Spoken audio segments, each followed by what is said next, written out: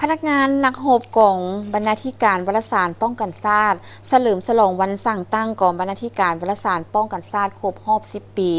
พิธีดังกล่าวจัดขึ้นที่ห้องประชุมใหญ่กระทรวงป้องกันประเทศ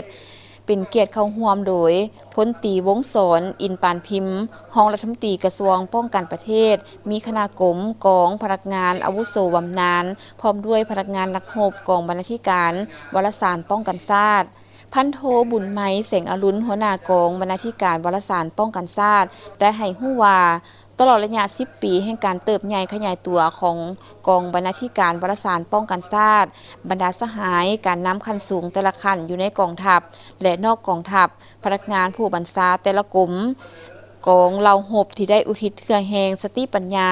และสละเวลาอันมีคุณค่าของตนเขียนบทลงพิมพ์ในหน้าวารสารป้องกันชาติเป็นต้นแมนบรรดาทานในคณะกรมใหญ่การเมืองกองทัพและกรมใหญ่วิทยาคารตลอดถึงนักศึกษาอยู่สถาบันต่างๆที่ได้เขียนบทลงพิมพ์ในวารสารป้องกันชาตินับมือหลายขึ้นเฮ็ดให้เนื้อในวารสารนับมืออุดมสมบูรณ์สามารถดึงดูดความสนใจของผู้อ่านหลายขึ้นเคียงคู่กันนั้นยังมีบริษัทวิสาหกิจจำนวนหนึ่งให้การอุปถัมภ์ค้ำสู้มาโดยตลอดอันได้เฮ็ดให้วารสารป้องกันชาติเติบใหญ่ขยายตัวบ่หยุดยั้งการเฉลิมฉลองวันสั่งตั้งกองบรรณาธิการวารสารป้องกันชาตินี้แม้นเห็นได้ความสำคัญของเวียกงานโฆษณา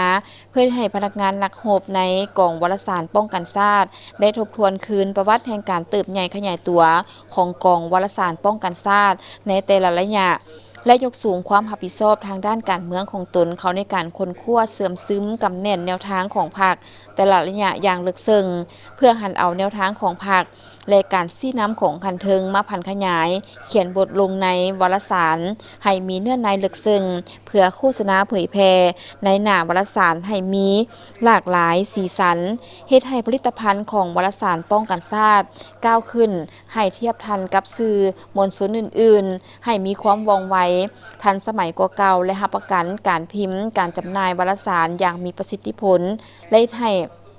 สำเร็จหน้าที่การเมืองที่พรรคและรัฐก็คือกระทรวงป้องกันประเทศมอบหมายให้พร้อมกันนั้นก็เอาใจใส่เฮ็ดหน้าที่ในการตอบต้านสื่อสังคมออนไลน์ที่โฆษณาบิดเบือนความจริง